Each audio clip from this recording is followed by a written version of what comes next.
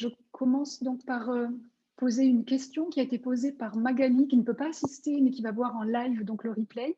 Magali a demandé: lorsque vous dites qu'il est important de ne pas louper l'appel de notre âme, est-ce alors inutile de se mettre en chemin si nous ne ressentons aucun appel?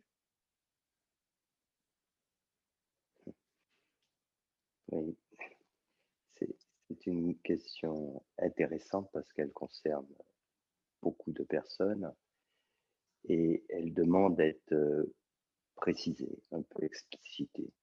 L'appel de notre âme ne se fait pas en recevant un message par SMS ou un coup de fil. Je dis ça en plaisantant évidemment. Tout ça pour comprendre que ça se fait la plupart du temps de façon très subtile.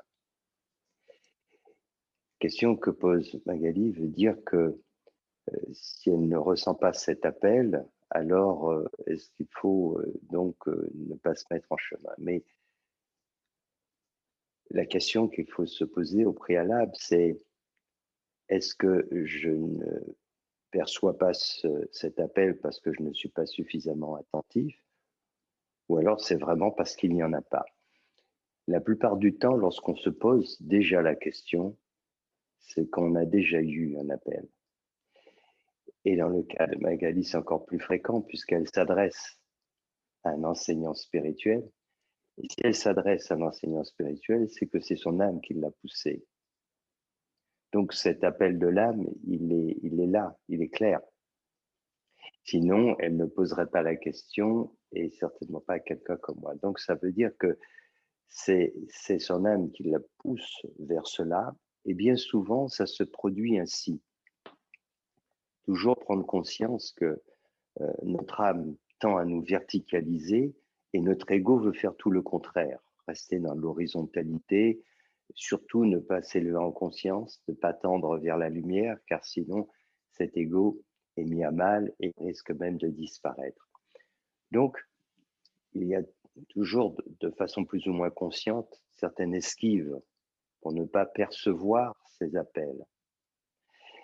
Alors quand ils sont subtils, mais parfois ils peuvent être énormes aussi, on ne les voit pas, on est en face et on ne se rend pas compte que finalement, c'est comme ça que notre âme nous envoie un appel, en faisant en sorte que nous nous retrouvons dans une situation vraiment spirituelle pour être interpellés et aller plus loin.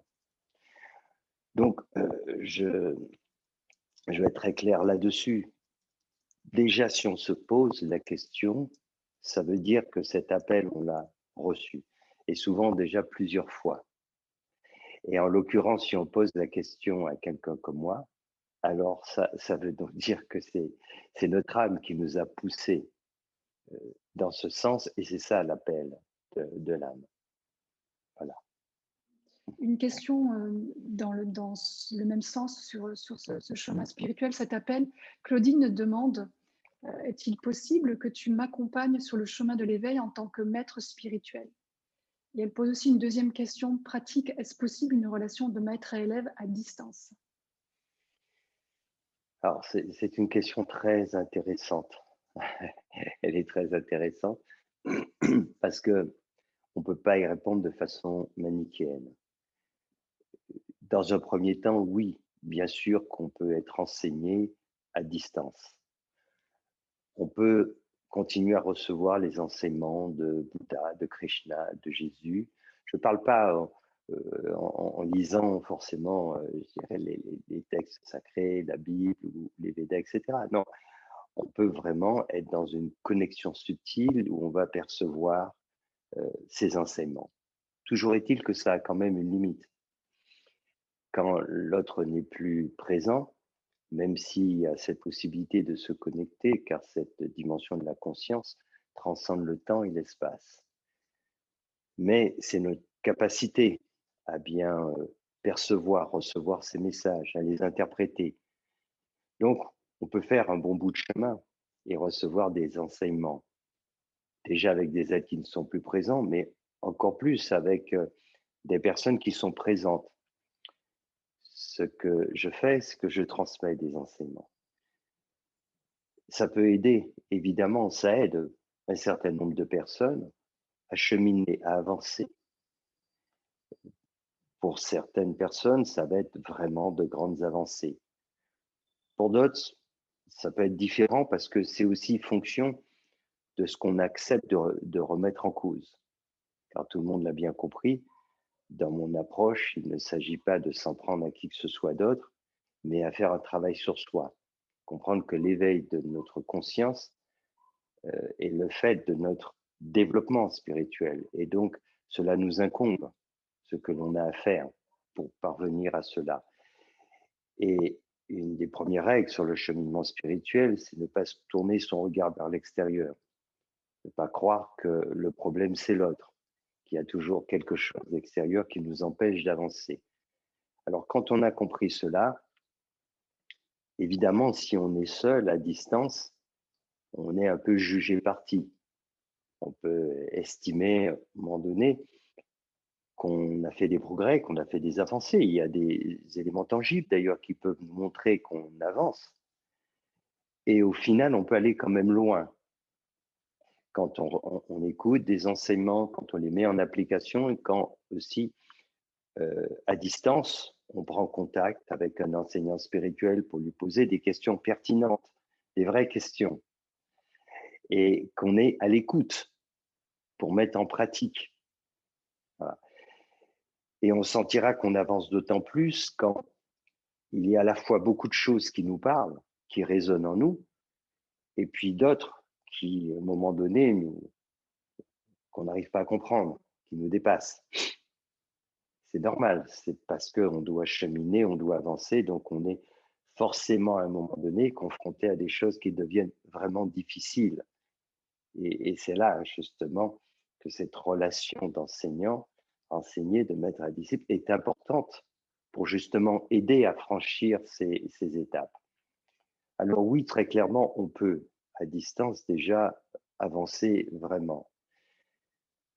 Mais il arrive un moment donné, quand on a la possibilité d'être en contact avec un enseignant qui est vivant, rien ne vaut quand même sa présence. Tâchez d'aller parce que il y a beaucoup de choses qui se mettent en place dès qu'on va rencontrer un enseignant spirituel, bien avant de le rencontrer. Dès le départ, ça se produit. Et tous ceux qui m'ont rencontré le savent. Avant cela, tout ce qui va s'enclencher, dans quel état d'esprit on va venir, comment ça va se faire. Est-ce que ça devient notre priorité ou est-ce qu'on a plein de choses qui nous disent malheureusement c'est pas possible. Ouais, pour donner quelques exemples, personne qui est vraiment qui suit, je ne parle pas plus son prénom, mais qui suit mes enseignements aussi, avait écrit une fois en disant c'est vraiment dommage que vous êtes si loin, qu'il n'y ait pas quelqu'un comme vous là où j'habite, c'est-à-dire en Belgique, je crois. Mais quand on atteint une certaine maturité d'âme, en fait, peu importe où le maître se situe, c'est-à-dire que si on ressent vraiment cette résonance, cette connexion, et qu'on comprend l'importance de cet éveil de la conscience, on va à l'autre bout du monde. Il n'y a pas de problème à ce niveau-là. Donc, tout ça est en fait très relatif. Et c'est vrai qu'il faut comprendre que finalement, quand on transmet un enseignement, chacun y prend un peu à sa mesure. Si on veut aller beaucoup plus loin, il faut vraiment mettre tout ça en application et à un moment donné, si on a la possibilité de rencontrer l'enseignant, de lui dire est-ce que je fais les choses correctement ou est-ce que je suis à côté, est-ce qu'il y a quelque chose qui ne va pas. Et ça, évidemment, c'est la dernière étape. Parfois, il y a des gens qui viennent vivre cette étape trop tôt. Ils n'ont pas fait le travail sur eux. Et donc, quand on ne fait pas le travail, on vient auprès d'un enseignant, c'est très difficile. Car je vois quelqu'un arriver avec son armure, bouclier et tout ce qu'il faut pour se protéger de l'enseignement, c'est pas possible. Donc, ça limite énormément ce que je peux transmettre dans ce cas-là. Donc, il faut bien réaliser au départ qu'en fait, euh, cet enseignement spirituel, la vie ne cesse de nous donner des possibilités pour le recevoir. À un moment donné, elle nous met sur la piste d'un être vivant qui peut nous transmettre les choses donc de façon plus directe, avec plus de précision et qui peut aussi nous corriger dans nos erreurs. On a vraiment une grande chance à travers justement Internet de pouvoir communiquer à distance, ce qui fait tomber énormément de barrières. C'est ce qu'on voit bien en ce moment, ce qui se passe. Donc tout ça nous amène vraiment, nous donne des moyens d'aller vraiment très loin. Et maintenant, j'irai pour les plus motivés, ceux qui veulent aller encore plus loin que cela, évidemment, il y a un vrai intérêt de rencontrer un maître à condition de se préparer pour cela, et c'est-à-dire de permettre à l'enseignant de nous dire les choses très directement. Voilà. Et si on est prêt pour ça, alors évidemment, on se rend compte qu'on passe encore un cap, que c'est un échelon supérieur, parce qu'à la fois, on se rend mieux compte de l'enseignement vivant à travers la vie de l'enseignant, mais aussi il saura voir directement, en très peu de temps, il pourra nous dire, voilà ce qui va bien, mais surtout, voilà ce qu'il faudrait changer. Et forcément, si on n'est pas encore parvenu, c'est parce que on, il y a quelque chose qui coince, il y a quelque chose qui bloque, c'est normal. Mais il faut aller quand même suffisamment loin pour permettre à l'enseignant spirituel de pouvoir transmettre ces choses-là, pour pouvoir nous parler sans sentir de la résistance et de la réaction en face. Voilà, pour faire un petit tour d'horizon. Donc oui, cet enseignement peut se suivre vraiment à distance et aller très loin. Et puis, si un jour, voilà, on ressent cet appel le fait d'aller encore beaucoup plus loin pour recevoir un enseignement plus direct et qu'on se sent prêt aussi dans le sens d'être dans cet état d'ouverture, d'acceptation, alors évidemment, c'est quelque chose de très important qui nous fait encore aller plus loin. Bonjour Amédée, Bon, bonjour tout le monde. bonjour Gaël. Bonjour. Alors, ma question, c'est est-ce que le fait de couper les liens avec une personne qu'on considère pour nous comme toxique euh, peut être considéré comme un manque d'amour si on sait que cette personne, notre présence, elle pourrait l'aider?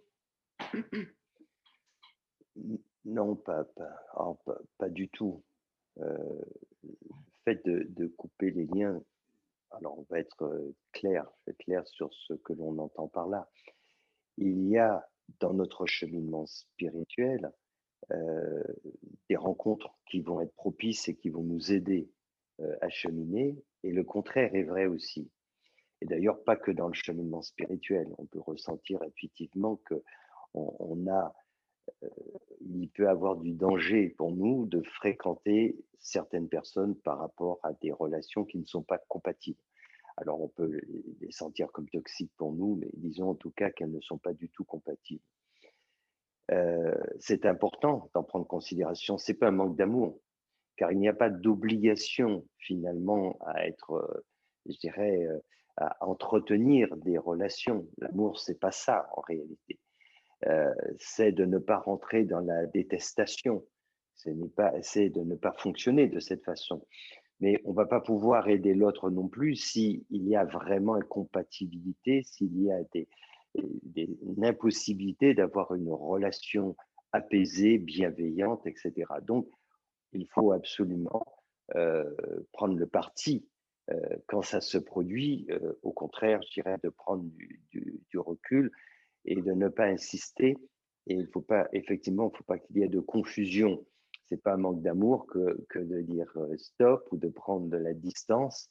Non, voilà, le tout, c'est pas de tomber dans la détestation, dans le reproche, dans tout cela, mais quand les choses ne vont pas, elles ne fonctionnent pas, elles ne sont pas compatibles, alors il ne faut pas insister, parce que il y a des personnes avec qui ça ne va vraiment pas fonctionner, comme il y a des lieux où on va pas se sentir bien, il y a des activités que l'on mène qui vont être totalement néfastes pour nous, donc il faut être conscient de cela sans pour autant exprimer voilà, de l'animosité, de la rancœur, etc. Mais en tirer quand même des leçons et pouvoir prendre de la distance. Il n'y a aucun problème pour cela. C'est souvent souhaitable d'ailleurs. Eh bien, Le fait qu'une personne comme ça soit sur notre route, comment on peut interpréter ça alors? Si par exemple on a fait un petit bout de chemin avec cette personne pour des raisons X ou Y, professionnelles, amoureuses, amicales, je comprends. familiales, le Mhm. fait que cette personne soit sur notre route, très fréquemment, comment on peut expliquer ça? C'est pas parce qu'on doit l'aider alors? Non. Il y a des tas de personnes que l'on rencontre sur notre route, sur notre chemin de vie, dans cette vie et dans d'autres vies. Ça a toujours du sens, mais ces rencontres peuvent être le temps d'une demi-journée, le temps d'une année, le temps de 10 ans. Donc là, c'est difficile à dire dans l'absolu. Il faudrait en parler de façon précise, mais c'est comme ça que ça se passe. Mais si on est attentif, à chaque fois, on apprend quelque chose. On apprend quelque chose. Mais au contraire, si on veut s'installer dans quelque chose qui n'a pas vocation à être durable, alors ça peut être vraiment problématique, autant pour nous que pour l'autre. Et c'est valable pour plein de choses, pour le travail, pour le lieu, enfin, on habite, etc. Et même si tout ça a eu du sens à un moment donné, il se peut qu'à un moment donné, ben, ça n'a plus ce sens-là et qu'il nous faut passer à autre chose. Et donc, on en tire les enseignements et puis il faut avancer. Donc, c'est en prenant du recul avec certains détachements que l'on peut ressentir, si on parvient à ce détachement, que voilà, nos routes se sont croisées, ont eu du sens, mais maintenant, on doit poursuivre autrement. C'est comme une activité aussi professionnelle. On peut sentir qu'on l'a fait, qu'à un moment donné, on doit passer à autre chose, ou un lieu d'habitation. Voilà, c'est ainsi. La vie, c'est un processus en perpétuel changement. Le tout, c'est d'être à l'écoute, de savoir si c'est une attitude de fuite et qu'on évite de vivre quelque chose qui doit nous enseigner, ça serait une erreur parce qu'elle va se reproduire et peut-être sous une forme plus compliquée, etc. Mais si on est dans l'acceptation, alors une fois que la leçon est apprise, on Mmh. poursuit et généralement ça ne se reproduit pas. On ne revit pas les mêmes choses parce qu'on en aura tiré toutes les leçons et on saura passer vraiment à autre chose. D'accord? Merci. Mmh. Avec plaisir, Gaël. Namasté. Oui. Namasté, Annie. Alors, je n'arrive pas à mettre en place un rituel le matin ou dans la journée avant mes méditations. Et ce qui est très curieux, c'est que ce matin, j'ai réussi. Mais jusqu'à maintenant, je ne pouvais pas. Et comme c'était prévu de me poser la question, alors ça a décoincé la situation.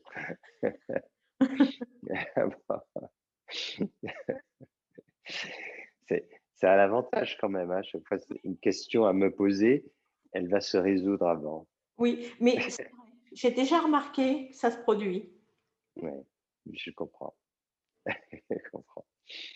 Voilà. Donc en fait, j'ai plus de réponse à apporter, hein.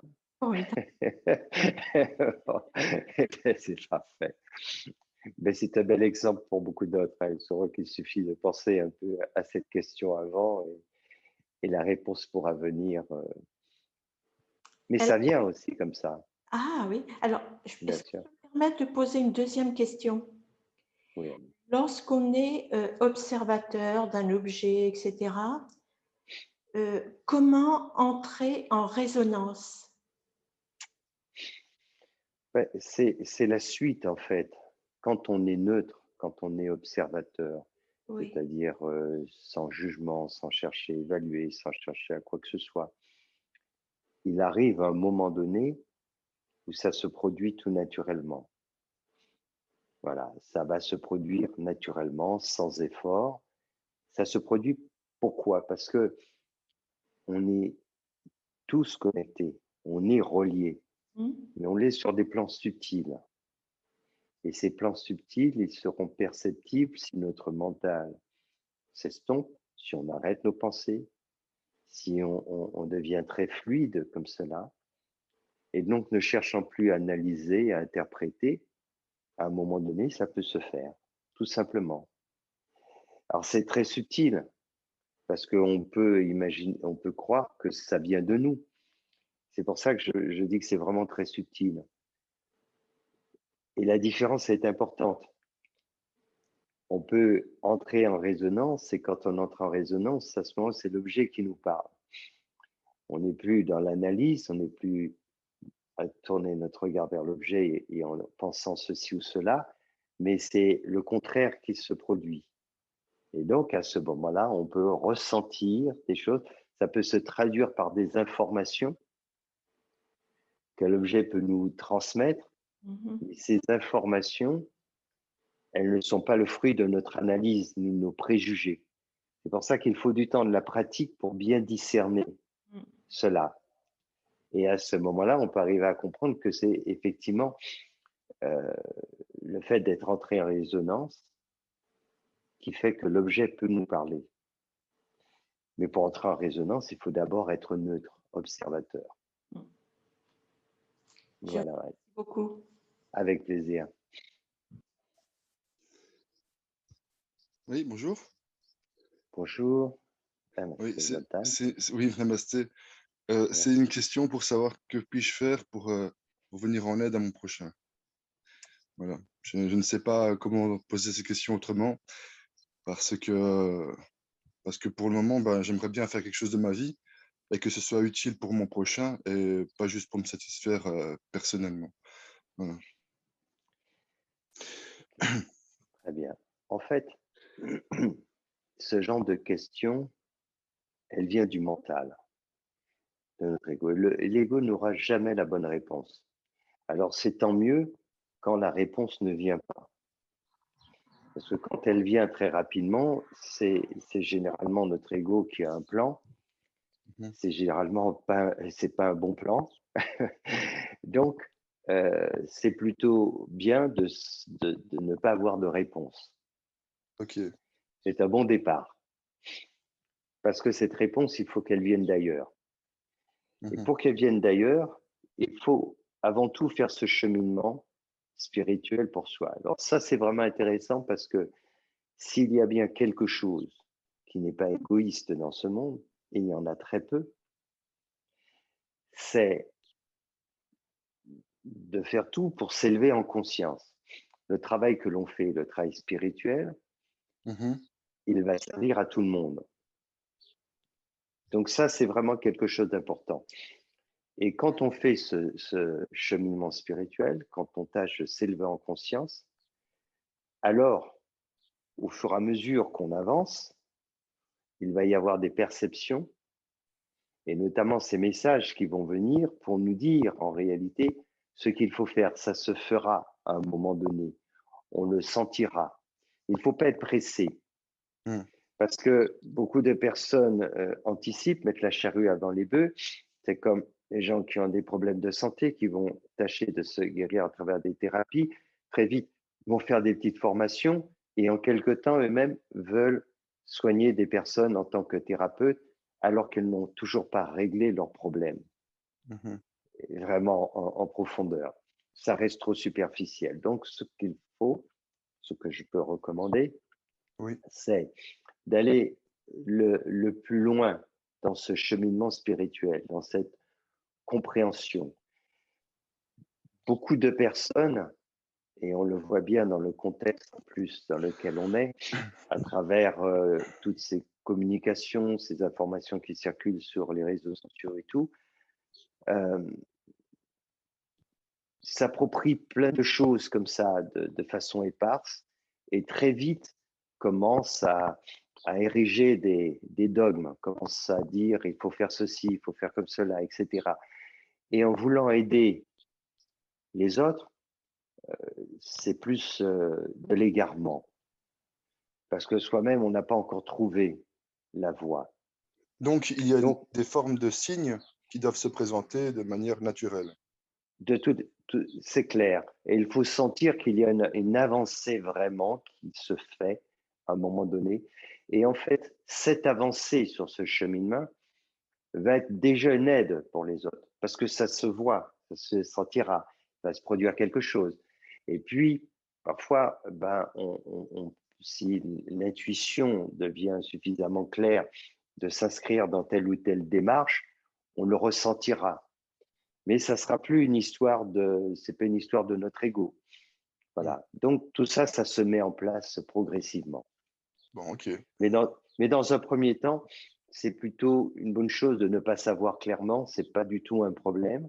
Ce qu'il faut, c'est avancer, continuer à cheminer, et plus on avance sur ce chemin de l'éveil, et plus ça deviendra évident. Et de toute façon, cette simple avancée, cette évolution va permettre à d'autres, je veux dire, va profiter à d'autres à travers des échanges, tout en restant humble, tout en restant prudent, car trop de gens voulant aider les autres pensent détenir la vérité, veulent ériger voilà, des règles, des ceci, cela.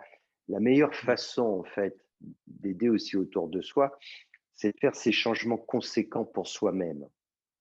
Et quand on les fait de façon conséquente pour soi, après, on ne va pas s'agir forcément en professeur, mais on peut partager son expérience. Dire voilà comment je fonctionnais avant, voilà comment je fonctionne aujourd'hui, voilà ce qui m'est arrivé, voilà ce que j'ai fait. Et ça, c'est vraiment très important. On s'est rendu compte, par exemple, que des gens qui étaient toxicomanes par rapport à l'alcool ou des drogues et tout, étaient encore beaucoup mieux aidés euh, par des anciens toxicomanes que par des psychologues, psychiatres, etc. Alors, non pas qu'ils ne sont pas utiles, mais c'est beaucoup mieux aidé. Pourquoi? Parce que c'est l'exemplarité. Et quand ils voient des personnes qui, quand même, disent, même aussi, j'ai fait tout ce parcours, alors l'autre voit bien que, OK, tu as fait ce parcours et je te vois aujourd'hui autrement, différent. Qu'est-ce qui s'est passé? Et ça, c'est vraiment intéressant. C'est pour ça aussi que ces cercles de parole sont utiles.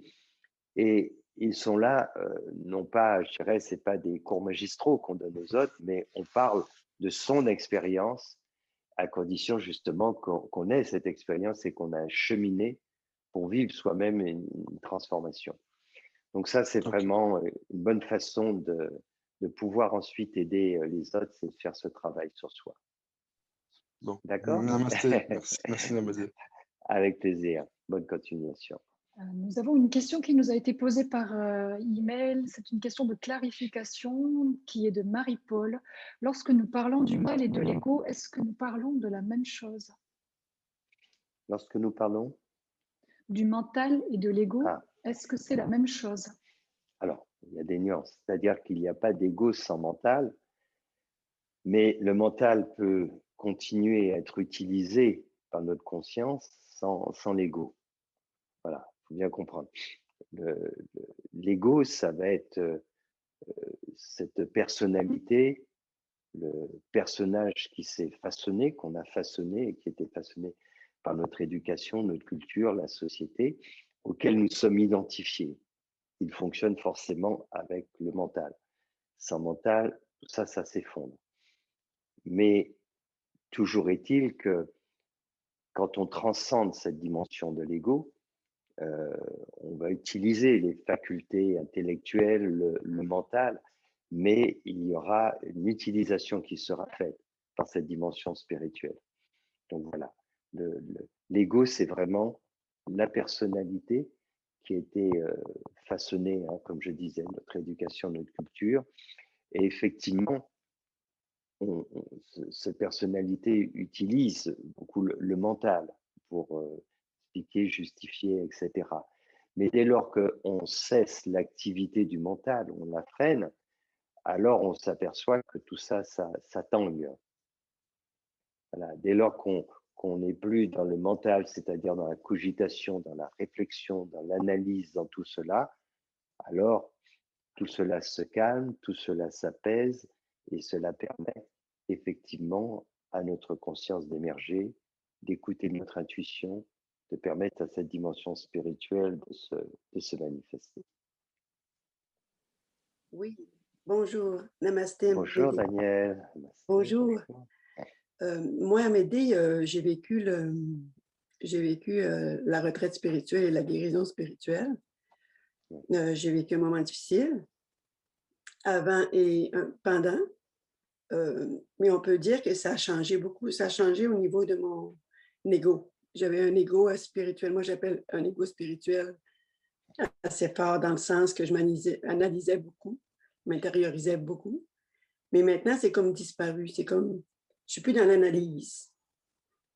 Puis, ça fait du bien. En tout cas, ça fait du bien. Mais en même temps, c'est comme si c'était vide. Je ne sais plus. J'ai plus rien. J'ai comme un vide de vouloir faire des choses, de vouloir réaliser quelque chose. Et, en même temps, c'est bon, mais je me pose la question, est-ce que c'est normal? Tu sais, je me retrouve dans un emploi que j'ai déjà fait, mais on dirait que je ne le prends plus de la même façon non plus. C'est comme si j'avais à réapprendre au niveau du cœur, réapprendre des choses que moi, je désire vraiment, que mon cœur veut. Je ne sais pas, je suis vraiment dans le... un peu dans le vide. Oui, mais je suis pas mal, par exemple, je suis pas mal là-dedans. Je suis quand même bien, mais je me pose la question. Est-ce que... Je comprends bien. Oui, je comprends bien. Tu dis, Daniel. En fait, c'est une question qui est importante parce qu'elle concerne beaucoup de personnes, comme tu dis, qui ont cheminé depuis des années et qui ne se rendent pas compte qu'à un moment donné, il se passe ce côté-là qui est vraiment pervers. C'est que on pense se croître et en réalité, c'est l'ego qui a repris la main. Il y a un cheminement spirituel qui se fait, on acquiert de plus en plus de connaissances, on vit de vraies expériences, des vraies expériences mystiques, etc. Mais sans s'en rendre compte, parce qu'on n'est pas allé au bout de ce chemin qui est quand même délicat, qui est compliqué, et que c'est très difficile d'y arriver seul, sans s'en rendre compte, l'ego s'approprie tout cela et il commence ce que tu appelles l'ego spirituel, qui est effectivement une expression un peu paradoxale, mais en fait, c'est pour dire qu'en réalité, celui qui pense s'exprimer comme étant la conscience, en réalité, c'est l'ego qui est là, présent, mais qui s'érige en étant comme étant, soi-disant, le soi manifeste, celui qui s'est éveillé. Non. Énormément d'êtres tombent dans ce piège. C'est cela. Alors, ce que tu vis est très intéressant parce que c'est la dégringolade. Et ça, c'est salutaire. C'est-à-dire, c'est pour prendre conscience que, alors c'est bien, c'est pas intellectuel. Si c'est intellectuel, on n'y arrive pas. Il faut qu'il se produise quelque chose. C'est le cas de cette retraite où on a suffisamment travaillé, été en profondeur et tout ce qui s'est produit pour réaliser effectivement de l'intérieur que, voilà, ça a remis en cause beaucoup de choses et ça permet un certain effondrement. Et quand ça se produit, il y a cette sensation de vide qu'on ne sent pas avant, parce qu'avant, l'ego, il gère. On a l'impression qu'on est là, etc. Mais quand ça se produit, il y a cette sensation de vide qui peut être voire assez effrayante pour certaines personnes, c'est de réaliser que, au final, je ne sais plus rien. Au final, tout ce que je croyais comme une évidence et tout ça, ça s'effondre. en fait, il faut laisser tout ça s'effondrer. OK. Voilà, il faut aller au bout de ça. Et en allant au bout de cela, alors il se produit progressivement cette émergence. Et là, c'est plus de la croyance, c'est plus de l'idéologie, c'est cette voix intérieure qui va commencer à se manifester, à nous guider, mais elle ne peut le faire que si on s'efface. Et le danger pour des gens qui cheminent beaucoup, c'est qu'à un moment donné, on croit être vraiment sur la voie, mais l'ego, il est resté tapis et à un moment donné, il s'est emparé de tout cela et c'est lui, en fait, qui tient les rênes sans qu'on s'en rende compte. OK. Et c'est pour ça que ça peut être très difficile et que beaucoup de personnes ne veulent pas parce que ça remet trop de choses en cause. Quand des gens, par exemple, qui ont cheminé 20 ans, 30 ans et pensent être allés très loin, et pour autant, il y a eu du travail qui a été fait, mais si elles se retrouvent en face vraiment d'un enseignant spirituel, d'un être éveillé, il peut y avoir ce choc qui fait qu'on réalise que, ah ben non, c'est pas ça. Et là, si, la plupart du temps, on fuit. La plupart du temps, on ne veut pas cela parce que ça remettrait tout en cause. Mais si on a, j'ai pas trop de qualificatifs pour employer, mais en tout cas, cette lucidité, cette intelligence, pour dire ça comme ça, de ne pas fuir, alors à ce moment-là, le mur s'effondre et l'ego peut vraiment disparaître. Et c'est pour ça qu'il faut accueillir cette sensation de vide, cette sensation de dégringoler et de se dire au final, Oui. tout ça, j'en sais rien, je mets tout ça de côté. Voilà. Et à partir de ce moment-là, on peut commencer à entrer sur la voie. C'est à ne plus se poser de questions, hein, Amélie, hein. C'est à ne plus Absolument. se poser de Voilà. questions. Et C'est tout surtout ne simple. pas chercher à donner les réponses. Oui. Ne pas OK. chercher, il faut qu'elles puissent venir. Ne plus OK. chercher à donner les réponses, car notre ego, il est toujours prêt à donner les réponses. Mhm. Il y a toujours un truc, il faut laisser tomber tout cela. OK. Il faut vraiment arriver à un moment donné où on laisse tomber tout ça. Mais Et à un moment donné, quand c'est fait le vide, ça peut se produire. est-ce que excusez, j'ai encore peut-être une question. Est-ce que dans le travail qu'on peut faire, comme moi, je suis très sollicitée au niveau, je suis sur le service à la clientèle. Fait Oui. que c'est sûr que c'est très sollicité avec les gens, tout ça. Mais est-ce que je peux faire le vide tout en étant justement avec les gens? Oui, Oui, oui, OK, bien sûr, on peut être toujours dans cette bienveillance, dans cette disponibilité, tout en prenant conscience que tout cela, c'est OK, au fur et à parfait. mesure que ce n'est pas la réalité. Mais tant qu'à faire, hein, comme on est dans un rêve, autant que ce rêve soit agréable plutôt que ce soit un cauchemar. Donc, D'accord. autant sourire, autant vivre les choses de cette façon, et plus on sera dans ces dispositions, et plus on pourra comprendre le sens de ce rêve, ce qui se passe, etc., jusqu'au moment donné voilà, où ça va se produire, où on peut OK, pénétrer le rêve, où notre d'accord. conscience va pénétrer le rêve.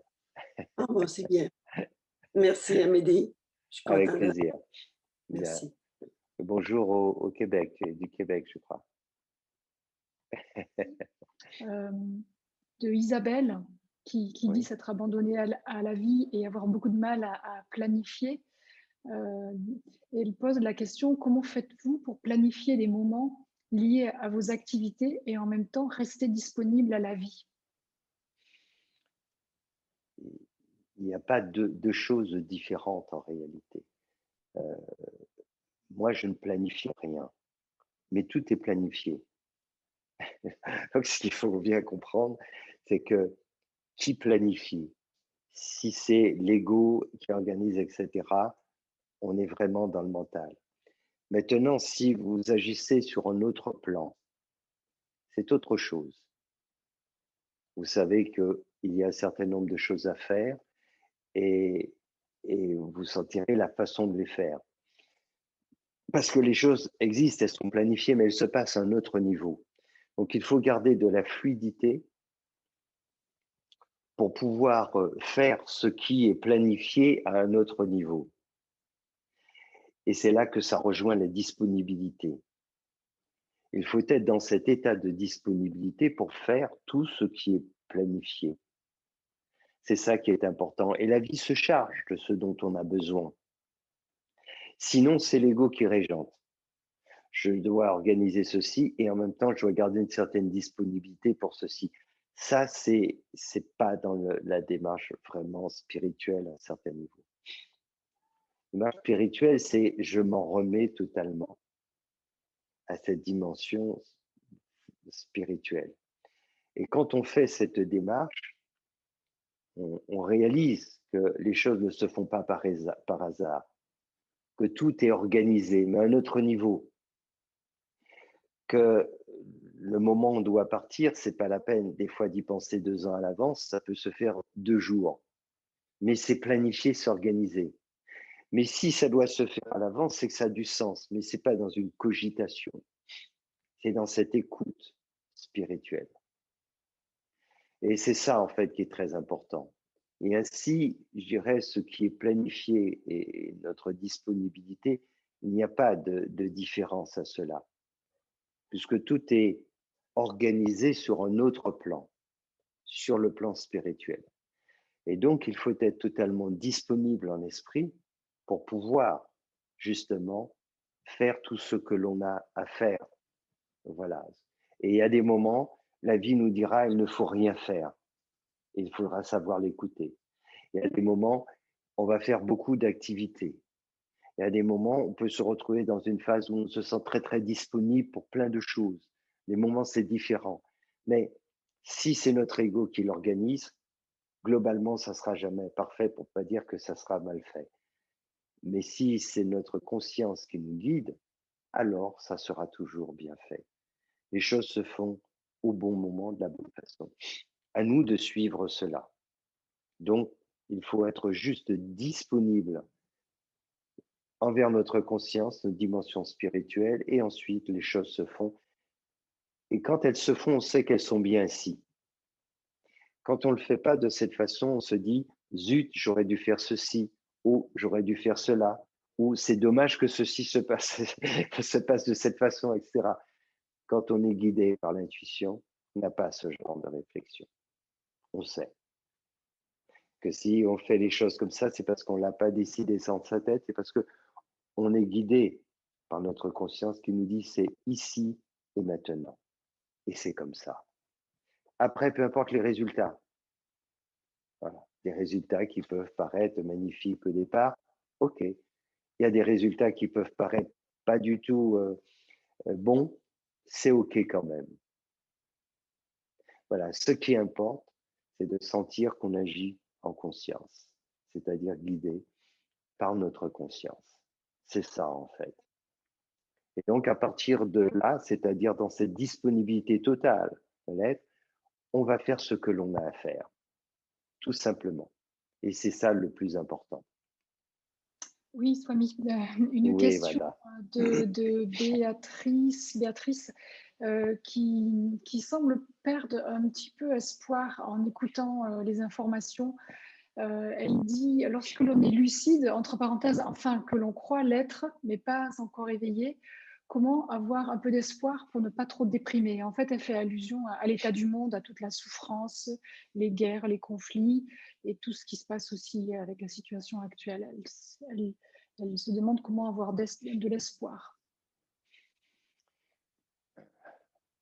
L'être humain est capable du meilleur, de ce qui est inimaginable, puisqu'il est capable de révéler sa dimension divine. Et donc, sa dimension déjà du cœur à un niveau qui est inégalable. L'amour inconditionnel, quand il est manifesté, peut résoudre tellement de choses dans le monde, peut sauver des millions et des millions de personnes.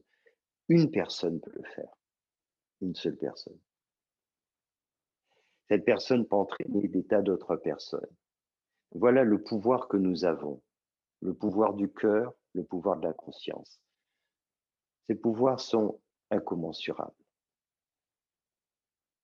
Ça doit donner de l'espoir, parce que ça veut dire que on a la possibilité non seulement de se transformer, je ne dis pas de changer de personnalité, je dis de se transformer, c'est-à-dire de passer sur un autre plan de conscience et en même temps d'apporter une aide phénoménale autour de nous. Donc c'est cette possibilité, chacune, chacun, nous l'avons. Alors, il ne faut pas se préoccuper de ce qui va mal. De toute façon, plus la lumière se fait dense aussi, plus elle a de perspectives d'apparaître et plus l'obscurité aussi sera aussi présente et sera dense. C'est comme cela. On est rentré dans une période qu'on peut vraiment qualifier d'obscurantisme. Et elle est très compliquée, car beaucoup de personnes se perdent là-dedans. Beaucoup de gens aussi qui pensent être parfois dans ce message de lumière, pensent agir.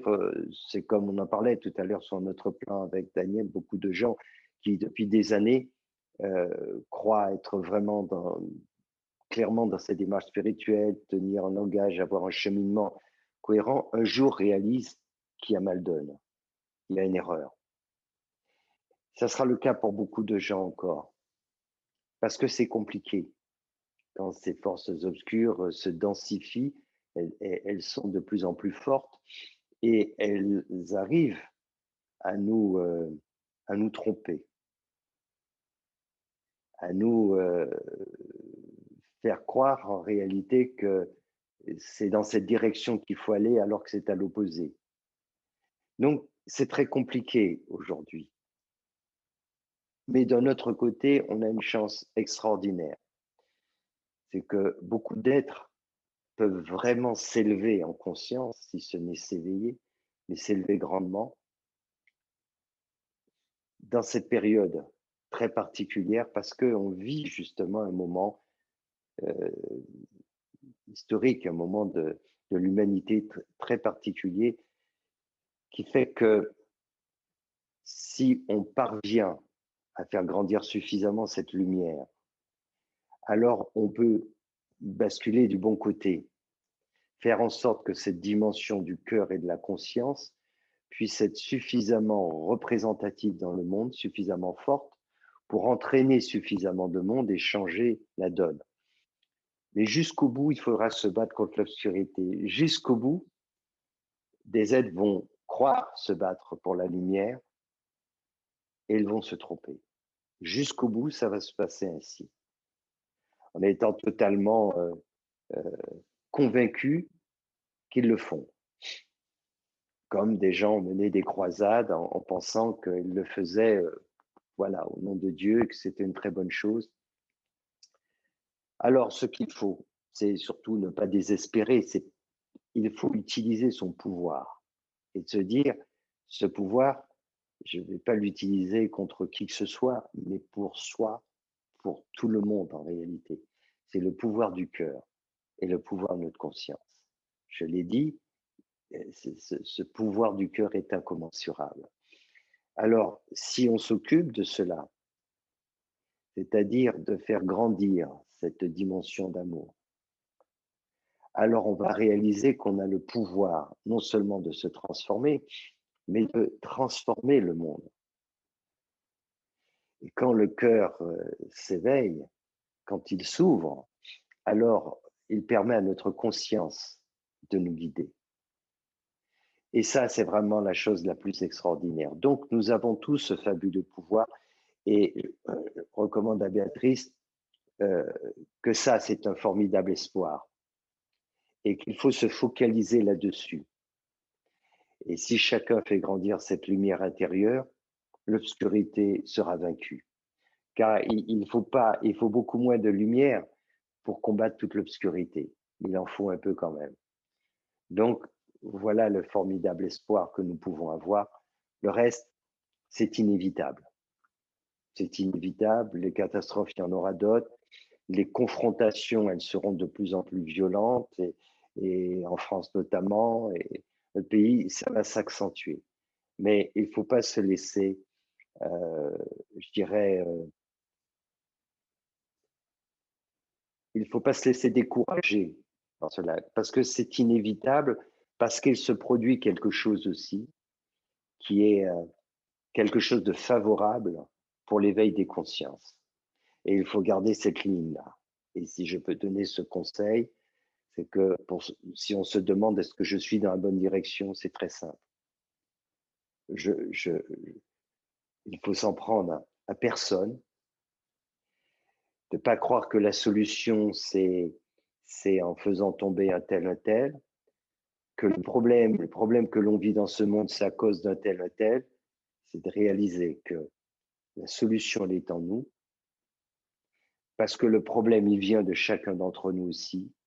La racine de tout ça, c'est l'égoïsme, l'intolérance, c'est les problèmes qui ont généré tous ces fléaux dans le monde, et que si nous décidons d'ouvrir notre cœur, de faire cette expérience d'amour inconditionnel, alors à ce moment-là, nous allons changer la donne. C'est ce que je convie chacune et chacun à faire. Allez dans ce sens, et en avançant, vous comprendrez plein de choses qui se déroulent actuellement. Vous comprendrez qu'il y a beaucoup d'égarements aussi qui se produisent, mais vous ne le comprendrez pas intellectuellement. C'est cette ouverture du cœur qui vous permettra de recevoir cette lumière, et vous saurez. Justement, Swami, on me demande dans le chat, et aussi nous avons reçu cette question par mail de différentes façons. On demande quelle est ta position sur la vaccination, sachant que tu t'es exprimé sur le sujet dans une vidéo enregistrée que nous avons publiée, qui est sur notre page YouTube, sur ta page YouTube que nous avons publiée hier. Alors, il y a un peu plus de 20 ans de cela, je vais en parler de façon rationnelle et de façon intuitive. Quand je me suis intéressé à faire quelque chose, des actions dans l'humanitaire, c'était en 1999, donc ça remonte quand même déjà. Après quelque temps, j'ai voulu savoir l'impact de certaines actions, notamment de la santé auprès des populations. Et notamment à Madagascar, quand je me suis occupé d'une enfant en 1999, et qu'après quelques années, on a créé une ONG pour venir en aide aux plus démunis. J'ai rencontré un vieux médecin qui s'appelle le docteur Nourali, qui est en santé parfaite, très, très sportif, très engagé, 50 ans d'expérience. Et il m'a beaucoup parlé des milliers de personnes qui mouraient de la variole, de rougeole, de la peste, évidemment, la tuberculose, toutes ces maladies. Et quand ils ont commencé les campagnes de vaccination, lui en faisant partie, et il a une expérience de plus de 40 ans, on a vu évidemment les changements qui se sont produits, et les milliers, les dizaines de milliers, ce n'est plus de vies qui ont été sauvées.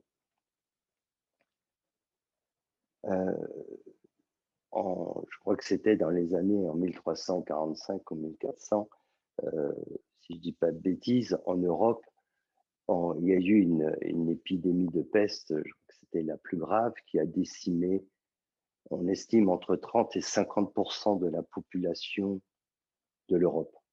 À l'époque, c'était plus de 25 millions de personnes. En fait, par la vaccination, globalement, on a pu sauver des millions et des millions de vies. Aujourd'hui, qu'est-ce qui se passe? Nous, Madagascar, on a une équipe de 50 personnes qui travaillent là-bas.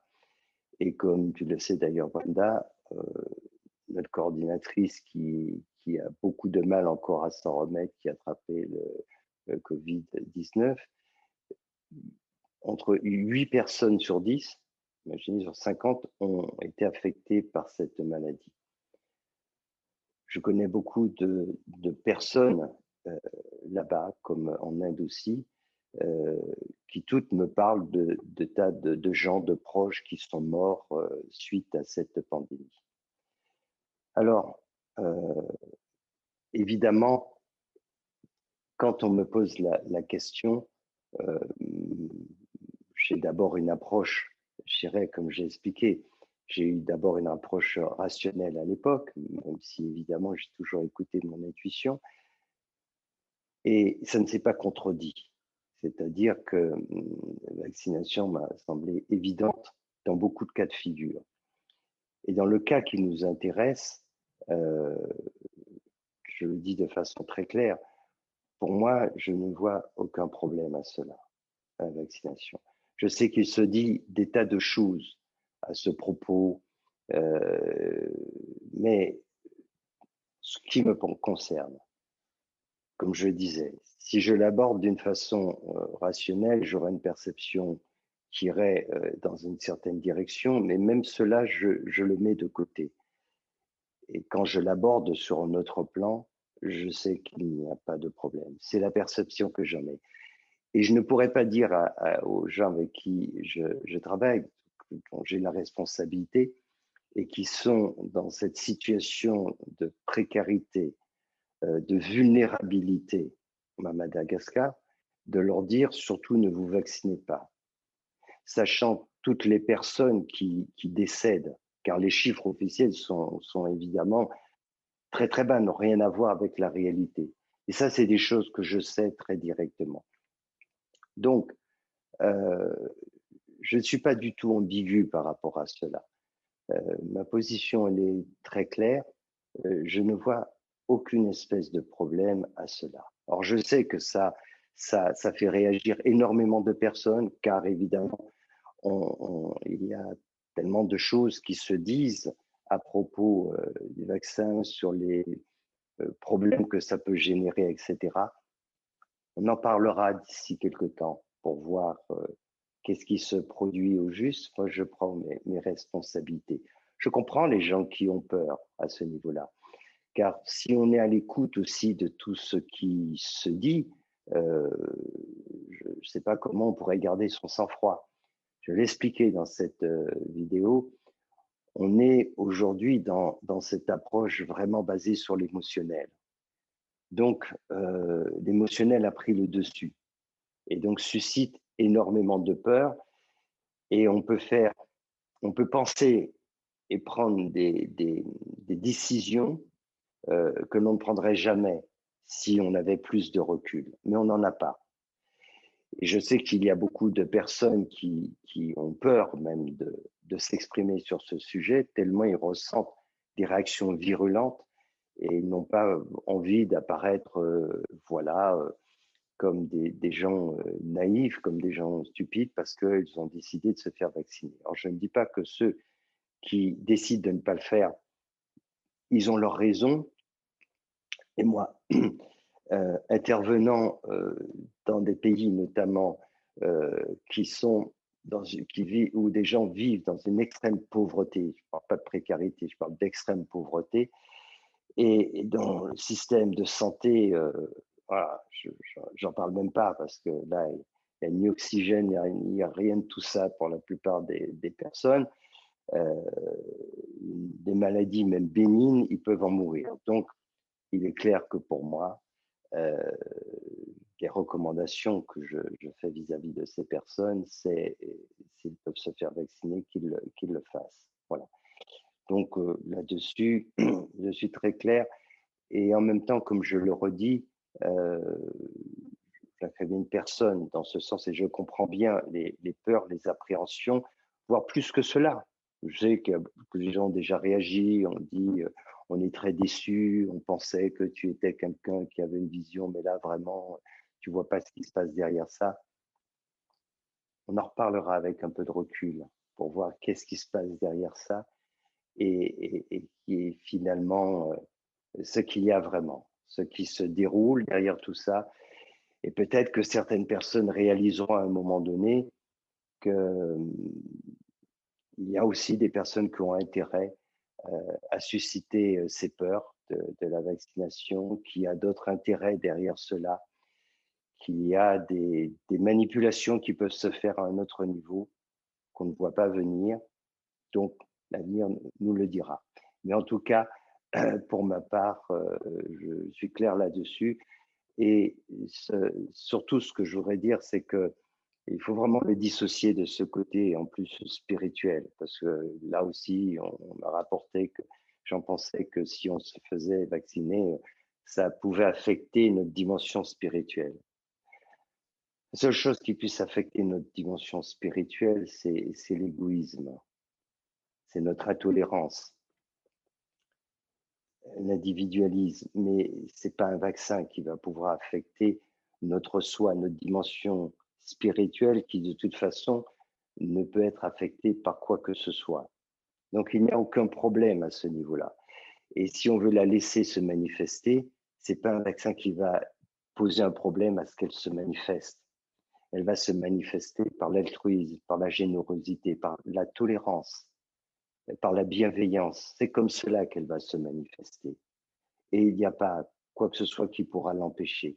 De la même façon que vous aurez beau mettre quelqu'un en prison, s'il s'est libéré dans sa tête, s'il s'est éveillé, vous n'arriverez jamais à l'emprisonner.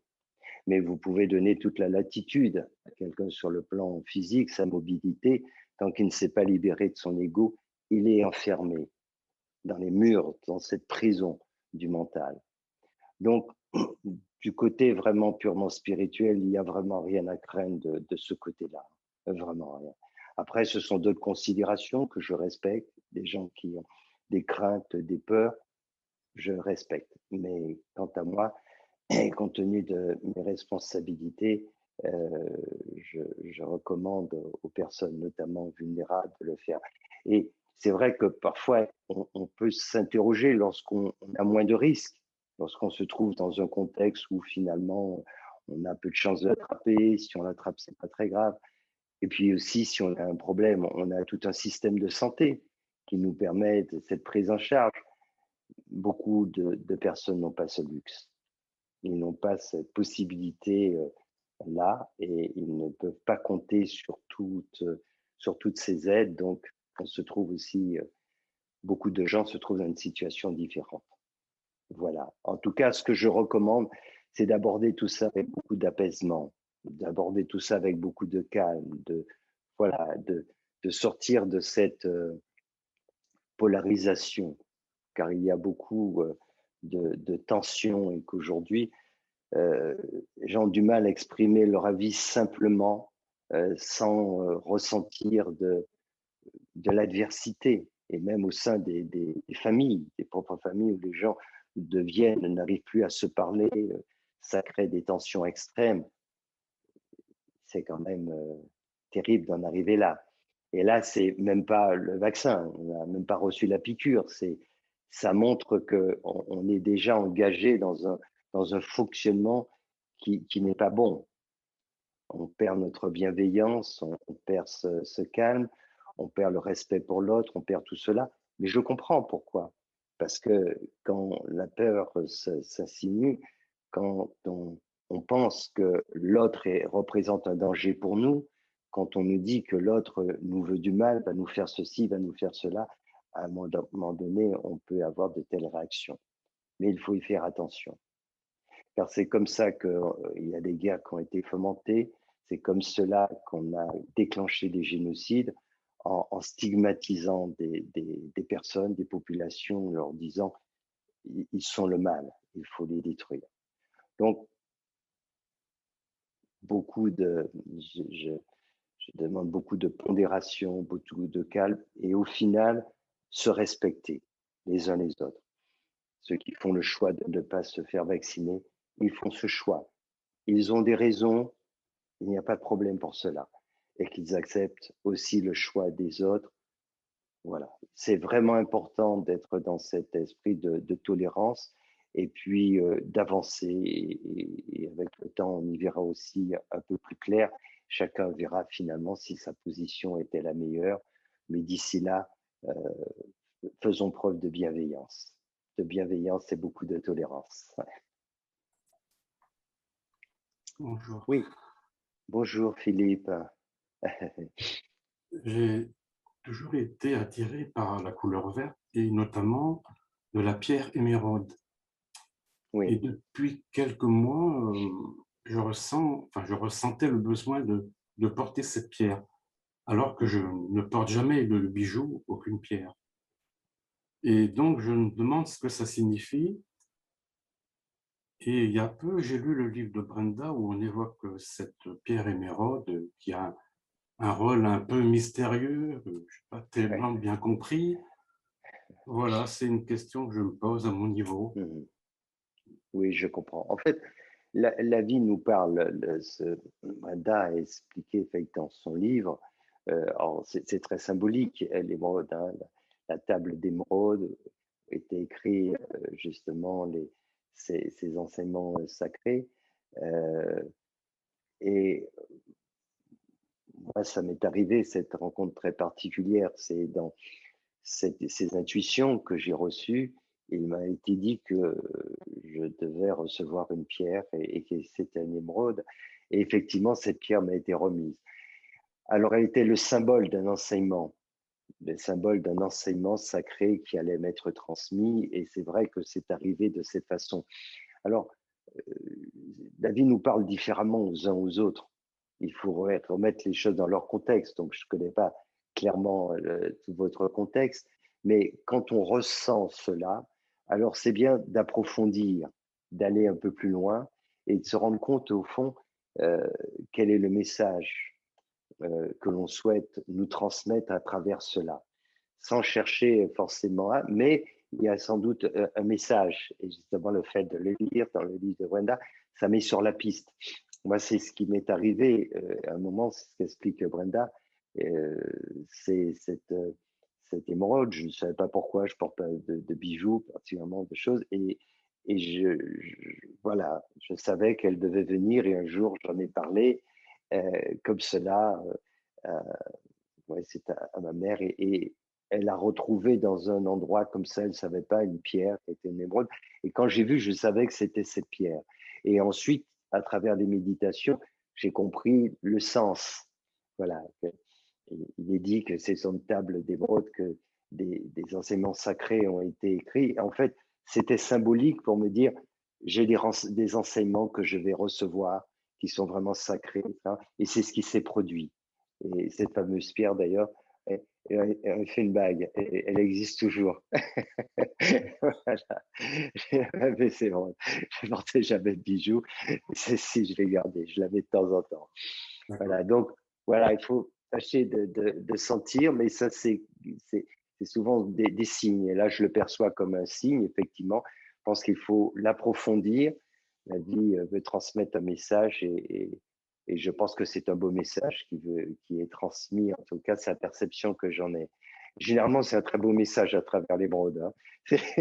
C'est généralement quelque chose de très beau et qui est un rapport, en tout cas, je le sens pour vous, avec des vérités profondes aussi, avec des enseignements profonds, avec des choses. Donc, je sens que vous êtes dans une période où vous serez à même de pouvoir aller plus loin dans la compréhension d'enseignements vraiment profonds. Voilà. Merci beaucoup. Avec plaisir, Philippe.